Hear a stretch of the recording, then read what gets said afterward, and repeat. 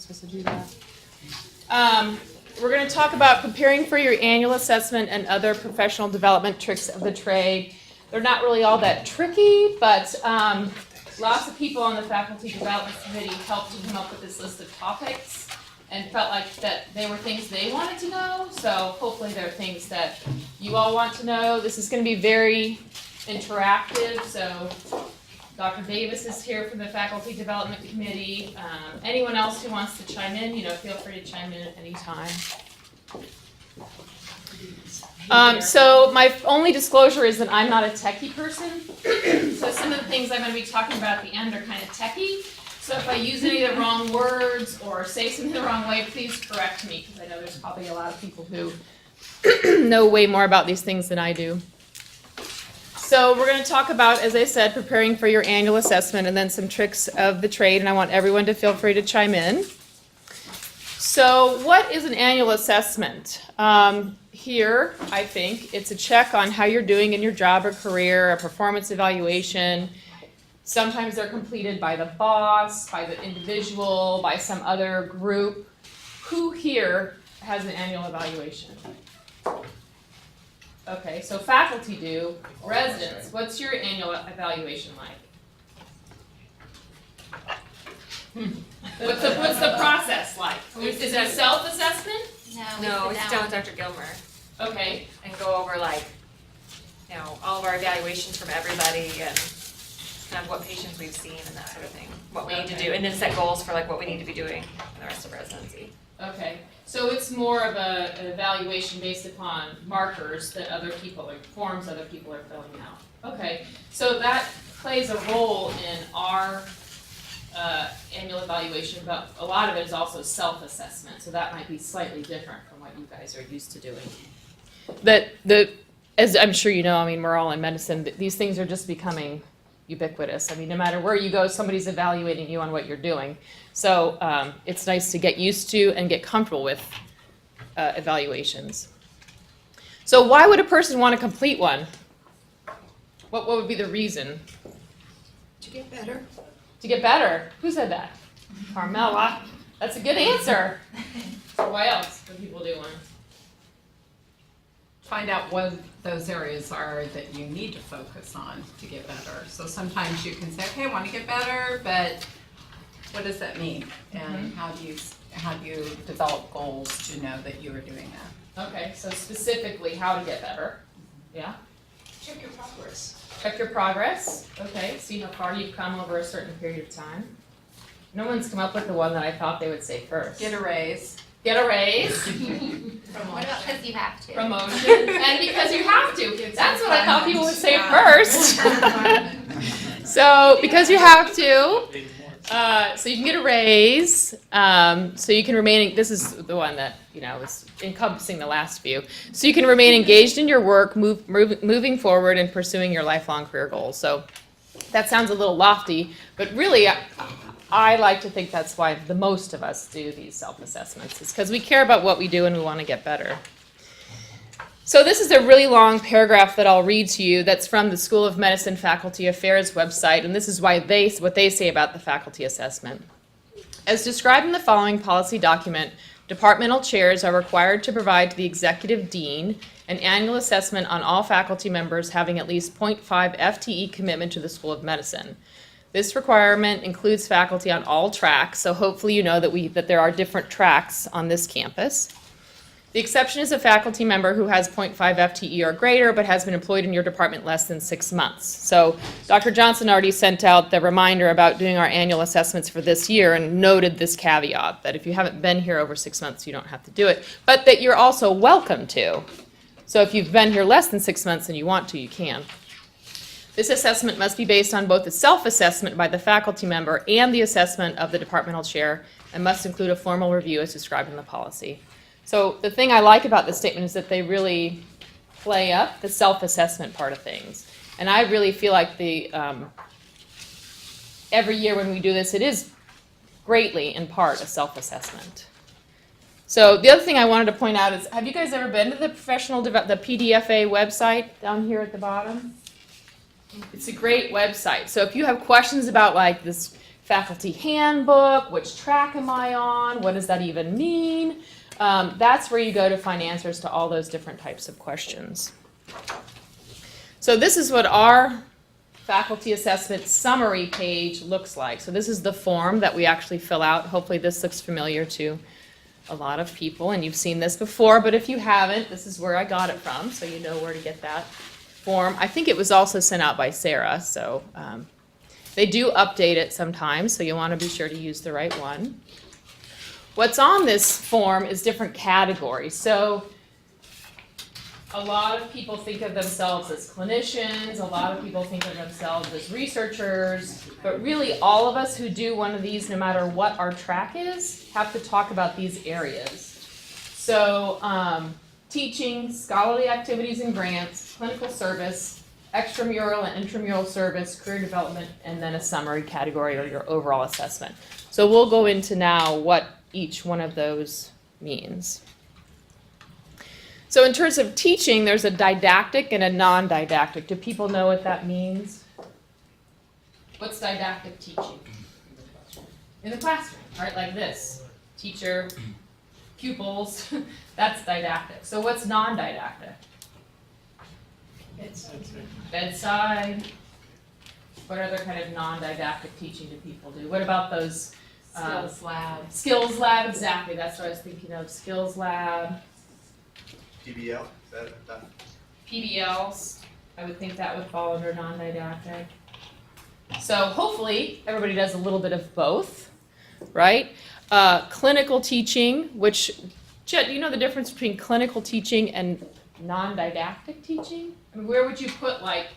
Well, maybe that clinical's just like at the bedside, Okay. like on rounds. I would think they'd be, I think clinical would be a subcategory of non-didactic, but. Okay, so the non-didactic type of teaching I did was I led like a group of MPH students who were doing a project. So, you know, it was a research group. So, you know, there are some categories where things overlap. So I would encourage you to do as much investigation the first time you fill this out, and then repeated times it just becomes easier because you just put things where you put them before. So. Master's thesis and PhD dissertations, how many people here have done something like that? Okay, so that doesn't tend to apply to a lot of people, but it does. Supervision of postdoctoral fellows, that's maybe common. Advising, like if you're on someone's committee.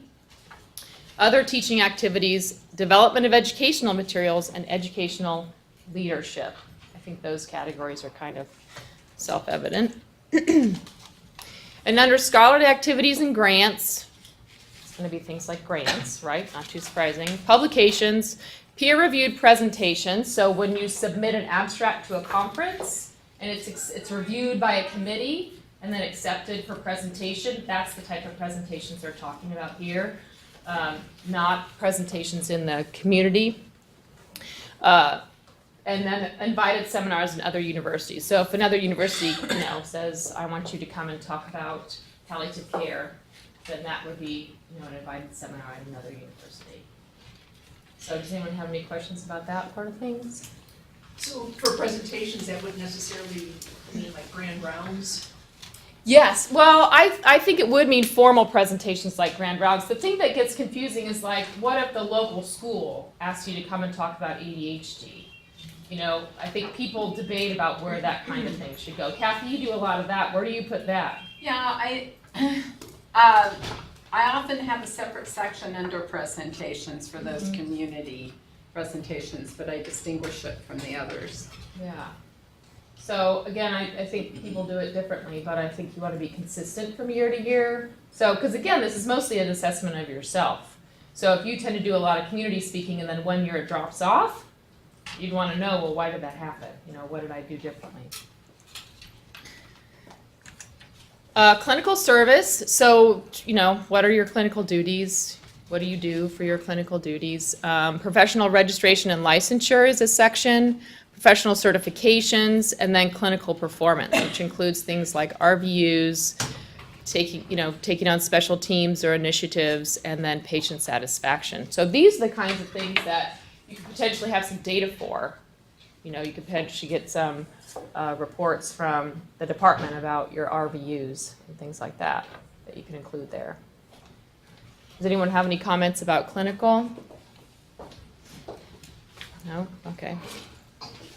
Extramural and intramural service. So if you're in societies like the Kansas AAP or some sort of national organization, then that's where this would go. And then all your work within KU Med. So when you think about service, you want to think about service within the institution and then service outside the institution. So those are the two main breakdowns for service. So Kathy, I know you're on a national, is it a what's the name of that organization? The National Hospice and Palliative Care Organization. Okay, so that's, Kathy would put that in this section here.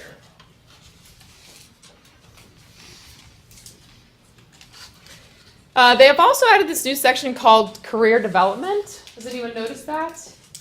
It's not, there's a new section on these self-assessment forms. There's not a lot of details given, so I mean, we kind of all know what career development is, but if you take a special class or go to a special training or even do a workshop at a conference, this would be the place where you would put that type of career development. And I think it would be particularly relevant to put down if it's related to a weakness that you identified in a previous year or in your previous self-assessment. So, Chet, what kind of things do you see people put down in this section? Like the AAMC one, I would imagine, the AAMC mid-career women's leadership thing. Yeah, That would those are a probably be couple, good. most of our faculty don't write very much in there, or they're not sure what to put in there. So I think you've given some really good examples. Yeah, okay. And there's a lot of career development workshops on the campus. So there's some that are sponsored through the hospital, and then there's some that, as you know, are through the faculty development committee. So there's a lot of opportunities to learn about leadership, about quality improvement, about research, about all kinds of things. I think you could list those there. I'm taking a course on teaching. Oh, good, okay. What's the course? Who's it offered? It's here on campus, it's Okay. called Doctors as Educators. Oh, great. Right. Good, so all those things you're gonna wanna be sure to put on your self-assessment form. So, before we move on to the next segment, is anyone surprised by the wide variety of categories on the self-assessment? How many people think they would have stuff to put in every section? When I first saw it, my first faculty assessment, I was very surprised by the wide range. Yeah. Yeah. I think a lot of people think, like, if I just go to work and I show up on time and I see my patients, then, check. So it's always, I always think it's fun to think about all the different things we're supposed to do. It can also be a little bit overwhelming because when are you supposed to do all that stuff? But it does help us, hopefully, to realize that we have a pretty big mission and that we're supposed to be making progress, hopefully, in all those different areas. So, yeah, come on. I'm looking over this, one of the things that I struggle with is because my position's so different. It's focused very specifically on education and teaching, so basically it's gonna be like everywhere else. Well, but let's help Carmela think about that. What else would it be blank? So you're hired as an educator or you're hired as a clinician, which I think is more commonly the case in our department. So what do you put in the other sections? That was my idea. Well, Carmela, say you have all kinds of roles in service as you do all kinds of things to facilitate and lead committees. You lead the junior faculty board review course. You have an academic role as the associate residency director. Those are all service. So they impact teaching, but they're actually and some people would put those in both, but those are leadership or service roles. Then if you don't, you probably will very soon be asked to have leadership roles within the School of Medicine, or you'll be asked to be on committees. Those are service. And then I know you have scholarly aspirations. Yeah, so you could always start to have, the other one I thought of was career development. Like, you would probably have some things to put there. I could understand maybe how clinical might not maybe be too relevant. We'd have to think about that a little bit more. But is it okay to have things that are totally blank? Absolutely. Absolutely, because in your contract, you're not responsible for clinical service. So there's at least 4 different major tracks here, and different people do different amounts in different domains of that assessment. You do a lot of teaching too. And most people in our department, though, have a certain amount of time for scholarship, teaching, and service. Right. So we would expect most people in our department to be able to do clinical, service, teaching, or scholarship, and I forget which one I didn't just say. So we would expect people to be able to fill out those categories. Right. So most people are going to have something to put in most categories. Obviously, depending upon what your primary assignment is, you're going to have more in certain categories and less in other categories. Some people are pretty equally balanced, I would think, but for a lot of people, it's going to be heavier in certain areas. So how do you keep track of all this? How do people keep track of all this? How do people know what they do each year? Dr. Hone? Oh, I think you should update your CV monthly. Okay. Just do it and save every month and every year. But if you don't do it every month, you're gonna lose stuff over the course of the year. Okay. Good. Yes. I have folders. On my email, so I have electronic folders, and then I also have hard copy folders too. That now I just kind of have little categories, and I just put it in, and then occasionally, add it to the CV. Okay. Good. Kathy, did you have I was just gonna say, I keep a copy of my annual goals posted where I can see them from my desk, so I don't forget what it is I'm supposed to be working on. That's Because great. the first year I got time to do my second evaluation, I looked at those goals, and some of them I hadn't seen since the year before. So now I have to keep it posted right there, so I'm reminded to what I need to work on, and then I can include that into my CV or stick it in a folder. I have an annual assessment folder that I just drop things into. Yeah. I like that, keeping your goals posted, because sometimes you do come, to that evaluation point, and it's like, well, let's see what I said I would do. So it also, I think you can get bogged down in the day-to-day things like the consults or the notes or the whatever, but if you can see your goals right there, it might help you to be more likely to. I haven't actually done that, but I think that's a great.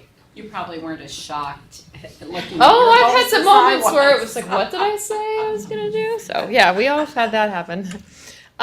So there is a specific KU Medical Center CV format. It is not highly liked by many people, including those of us who have to fill it out all the time. And when people externally ask for your CV and they see this, they're like, what is this mess? This is crazy. But I will say it's very handy for filling out your annual assessment, because the categories match it really well. So I would highly suggest you find it you can find it directly from the Faculty Development Committee webpage.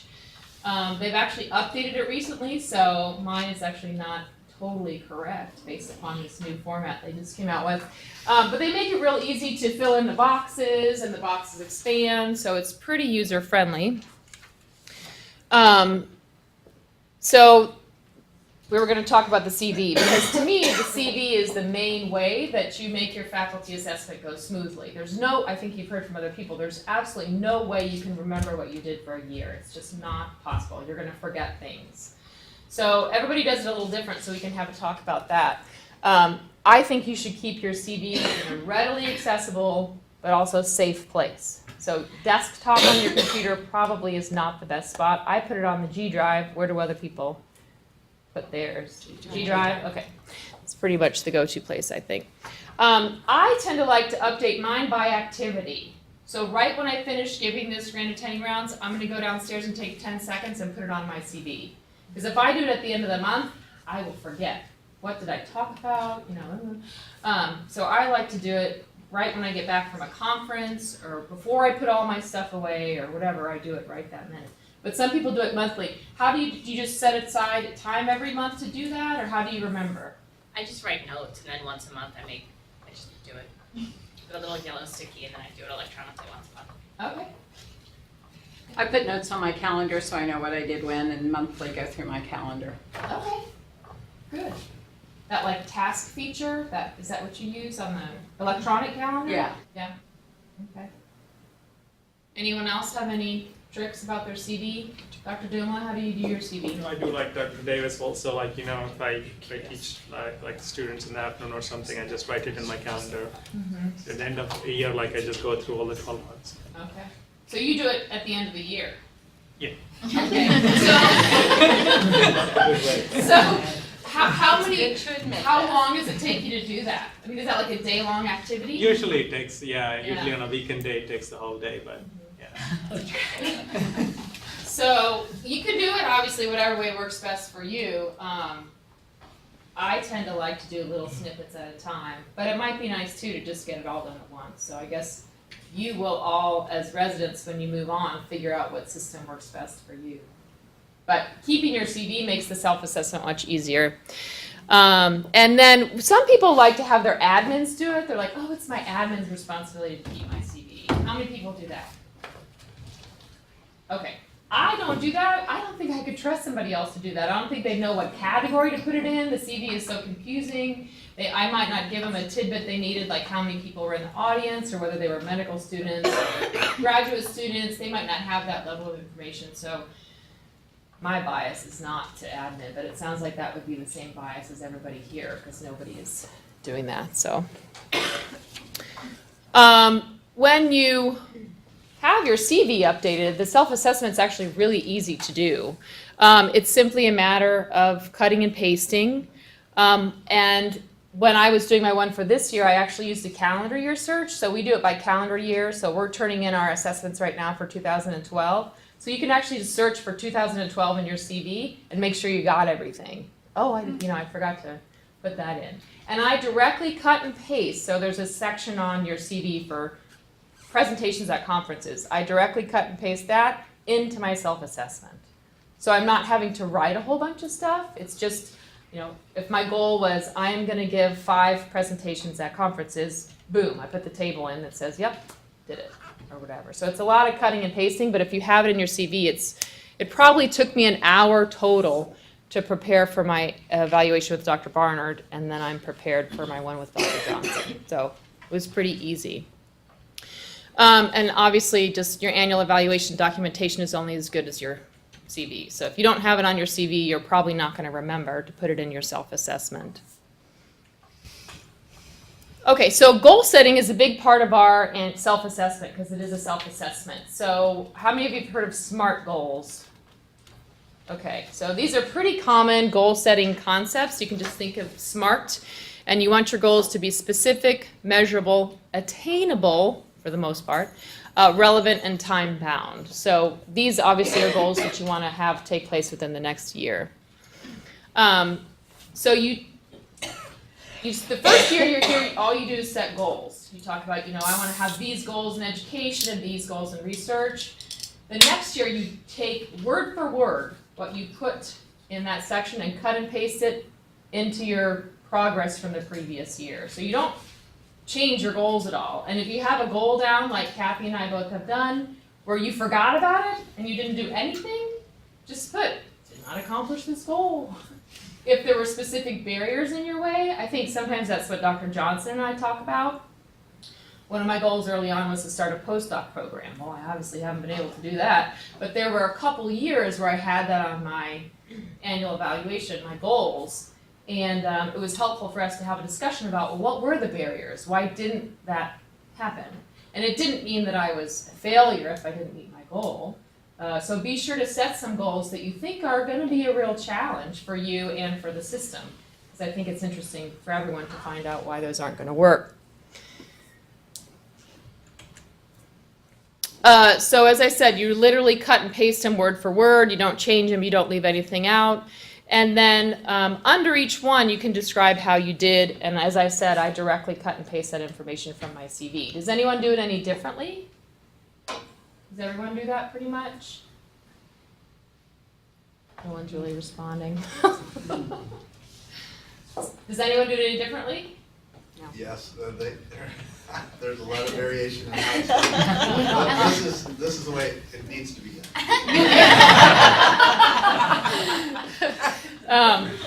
Yeah, so, okay, well, good. So we'll agree on how it should be done. I don't know how other people are doing it, but maybe it's not important. Let's see, what's next? So it's for the last section of each one of those topic areas is your goals for the next year. And this is the part that I really have fun with. It's not very often when you're going through your busy day and seeing all these patients and going to all these meetings that you really get to think about like what you want to accomplish in each of these areas. So I would encourage everyone to really think about what is going to make your career, your patient care, your education more fulfilling for you and better for the institution, and to set some goals that are really, would really make you happy if you were able to achieve them. So how do other people set their goals? By help of a mentor. Okay, good. So a mentor can help you? Mm-hmm. Quite honestly, there's some things that I know are coming up in the coming year, and so I include that as a goal to provide myself with some, really focusing on that SMART, the very attainable goals that you're going to do, and I think that then enables you to better see your accomplishments, because if it's something that's just occurring and it's coming up and you don't list it as a goal, then you're likely to fail to see what it is that you're actually doing. And then you add to that some that are things that aren't identified as some the things that you're going to have to work harder to make happen. Yeah, I wrote up here, it's okay to, we usually do this process in March. It's okay to include things as a goal for 2013 that have already happened. So, as a matter of fact, I think part of what Kathy's saying is that it gives you some momentum, because you already know you're going to get a few, right? Because they're done when you filled it out. So that's perfectly fine to do that. One of the ways that I, think about what my goals are going to be is if your long-term goal is promotion or tenure, where are the holes? So if your goal is promotion and your teaching section is kind of light, maybe you want to set some real goals in that area so you can look more balanced when you go up for promotion. I think a mentor can help you to do that, but you can also look at the P&T guidelines. So those might help you to set some goals. Yeah. I guess we have this neonatal medical home here, so I guess I think it would be nice to look at our journals of what our peers are doing and at other institutions and say, what kind of a stretch goal could we have here? Because, we are pretty leading edge in many pockets and we could pull off one more. Yeah, I think that's a great idea, looking for strengths and then trying to take those strengths one step further, or disseminating those strengths, or somehow capitalizing upon them. Yeah. So yeah, those are all great ideas. So these are just some example generic goals, and I thought we could go through how to make these more specific. So complete a QI project in your clinic. How could you make that more specific? Quality improvement, by the way, for anyone who doesn't know what QI is.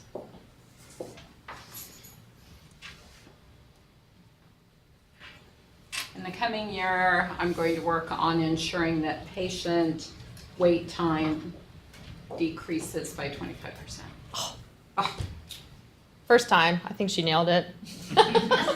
Sounds good to me. That's a great goal, Dr. Johnson. I'll just be a little picky. If you say something like, I'm going to work on, it's not measurable, because, so you just make it a little bit more specific, because you just took a step into a room that's working on it, but. Okay.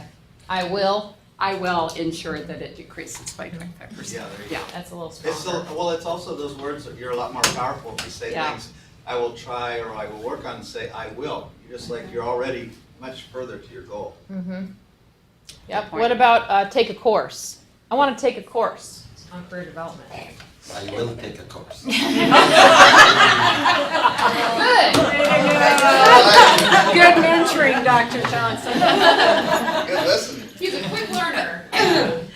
Specify the course. Oh, So I will thank enroll in the course offer July, August something. Yeah, Fundamentals of specify. critical care course, June 5th and 6th. There you go. Yeah, that's Very great. good. Put down some dates, course number. That's excellent.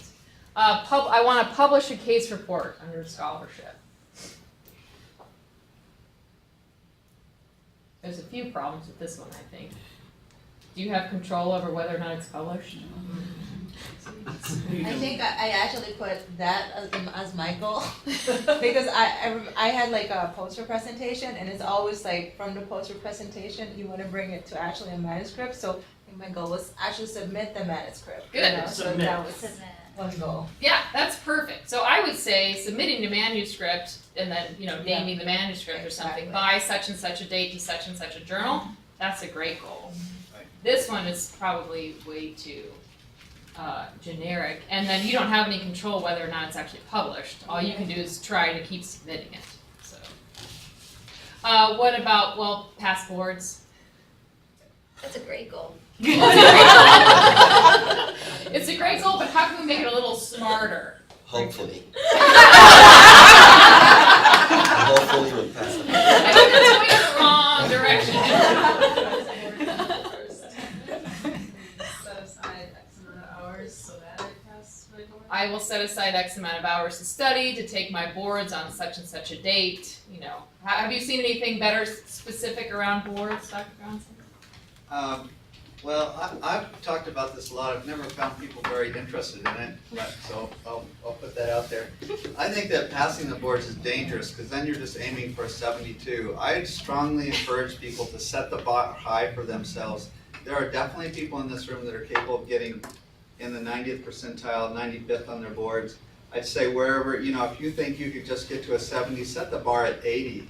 And the higher you go, because if you had it set it at 70, the deviation around that means you're at risk for not passing. And I just don't think we're a faculty or a resident or a student group that should be happy with passing. We should be more focused on excellence. So that's my kind of pet peeve about passing. All right, well now we all know that, right? So you will put down that you will get the 95th percentile on your board. Not that you will pass. Well, it should be attainable for where you're at, right? So, I have a pretty good idea where the faculty and the residents lie in terms of their, how they perform. So there are definitely people that can achieve that at 95%, and there's other people who have strengths in other areas that it might be at an 80, but we shouldn't aim for the 70. That's why we have faculty, really good people who miss their boards by 1 or 2 questions, and that's devastating to people, at least in the short term. You can't say that too strong. It's really, really discouraging to you as an individual if you don't pass your boards. Okay, so we'll skip patient satisfaction because we've already kind of done that one. So here were the examples, but we've already gone through that. All right, so we're going to switch away from the annual assessment, and these were just some quick tricks, administrative type tricks that this is really hard to do. I'm trying to get a faculty development committee folder on the shared drive so that everyone in the department can get access to the different forms we're talking about today, and you could point your admins there to look at this talk and talk about what's coming up next, because these might actually be more relevant for your admins, but it's really hard to get a shared folder on the K drive. So I'll send out an email if and when I'm successful at doing that. So some people That as one of your goals. Especially if I'm able to accomplish it, then I'll put it down there, yeah.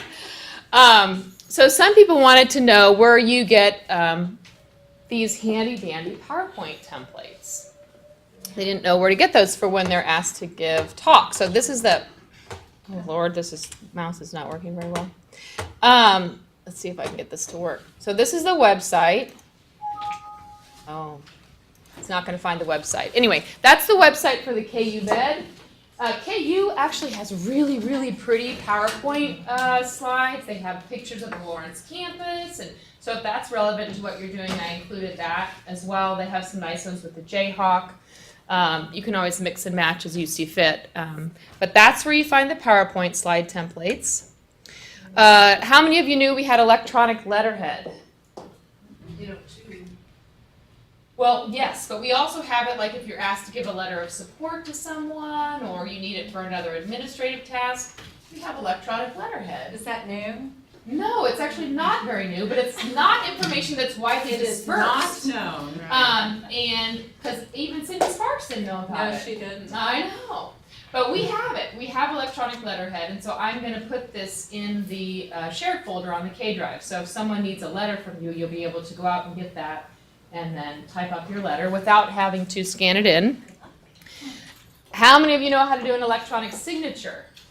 Not for prescriptions, just for like a letter of support or something. Okay, well, this is how you do it. You take a blank piece of paper, you write your name, you scan it in, and then you cut out a box around your name, and then you save that. The same place maybe you save the electronic signature. And then I have to write a lot of letters of commitment for like grants, but I'm sure you guys have to write letters for other purposes.